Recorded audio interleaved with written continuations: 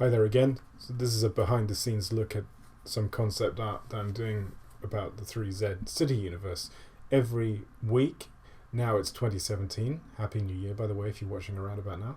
Every week I'm going to try and do a new concept art piece based on the 3Z Imaginary Cities universe. So in 2017 I should have about 50 new concept art pieces by the end of 2017.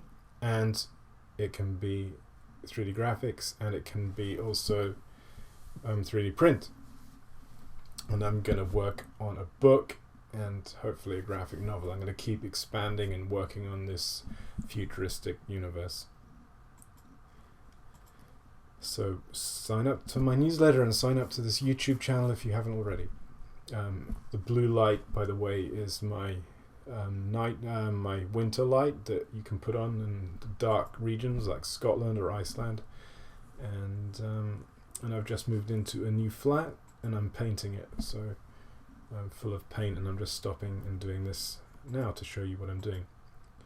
So the Skytel was an idea. I wanted pods, sleeping hotel units, because I wanted to show people in this universe in habitat units. Originally it was meant to be houses, but then it evolved to a hotel, which the hotel in this case is called Skytel. Originally the hotel was on the ground and it was a conventional hotel, and I was putting some pine trees up. It looked like something in the northern regions, and then this pod, which is part of the 3Z city scene, if you've seen the reclining figure looking up at the big floating city, and this is the Axis pod. So if you haven't seen that, check out my other blog and my website for that. Anyway, this is kind of tethered. It's like docking in a way, and in the ground hotel evolved into what's called the Skytel. So it's an evolution of ideas. These pods originally had flat glass. Then I duplicated this pod and had it coming out as a glass pod, just to copy and paste it, whatever 3D program you're using. That gives quite a nice effect. I'll just pan around to show you that. Signs 5, often use that in my stuff. Some little things you do as you go along, make it up, or your sketch ideas. These are like buoys which kind of tether the cables.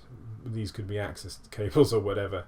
You don't want cables flailing around. So in real engineering, I just did a 3D visualization in December about underwater wave machines. So I really like doing these 3D visualizations for engineers because they really help you to learn, and also for architectural stuff, it helps you to learn how to make architectonic or architectural scenes when you're doing like sci-fi stuff, but make them more realistic. So that's that, and I decided to call the Skytel. That's in the NASA font. You just take your fonts in, so whatever program you're using. I'm using 3ds Max 2015. I haven't really upgraded, I don't need to at the moment. Text, go to NASA, then create text, then obviously convert it to a polygon.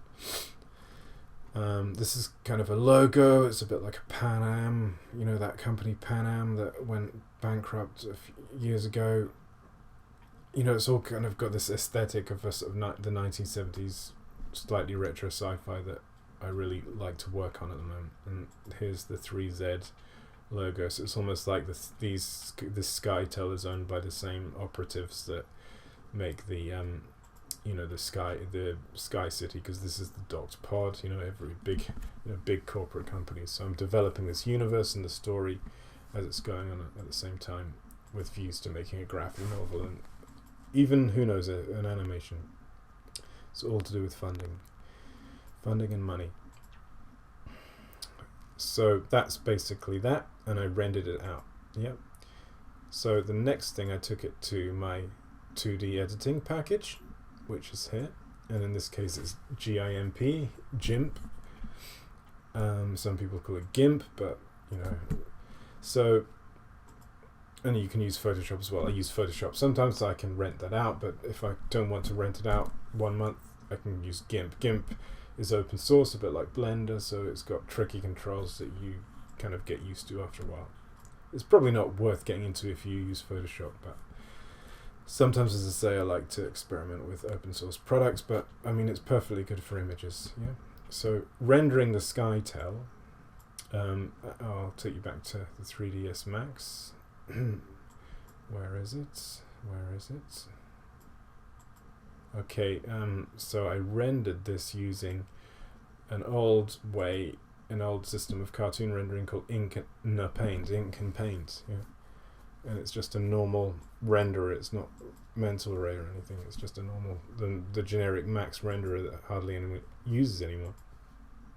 And these ink and paint, it renders a nice cartoony image, yeah. And then I took it to GIMP, and basically started to work on the composition and the final post processing. I did invert the original layer. So the original layer is down here. Let's take off these layers. As you see, it's very slowly because you'll see in a minute how big this image is. The original layer was, I inverted the color. I'm not going to do it because the layer is so big, but the render was the other way around, if you see what I mean. And I was playing around with it, and I inverted it, and suddenly thought, that's what I want. And then I'm going to put all the layers back. So, for example, this is just making a slight vignette effect. I don't usually like vignettes. I know they're a bit taboo sometimes, but it does really bring out this area.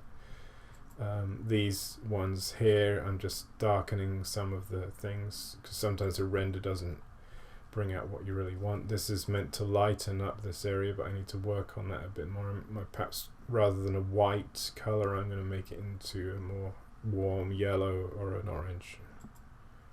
Don't know what that layer is. Yeah, that's some light effects that I'm working. I haven't quite finished this yet. And then finally, well, it's not finally, there's some film grain, making it look analogy again. Nice old school effect. You want to, I try and others, whoops, it's not responding. I try and others to take it away from computer graphic, really clean images. I like to dirty it up, making it look analog.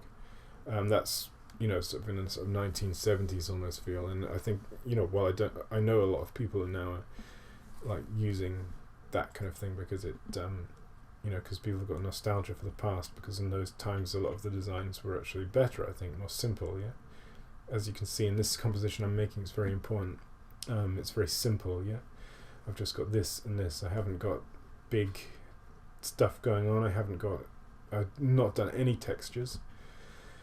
It's simple and it's effective, and this is going to be a big poster which is going to be in my new flat, and I'm planning to do some 3D printing kind of holiday things here, and I'm based in Scotland.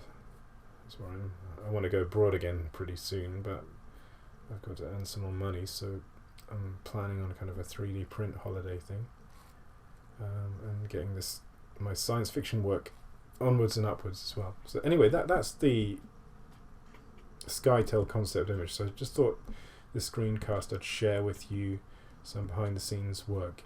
If you want to ask about any more technical details, let me know, and also creative stuff and how I'm inspired.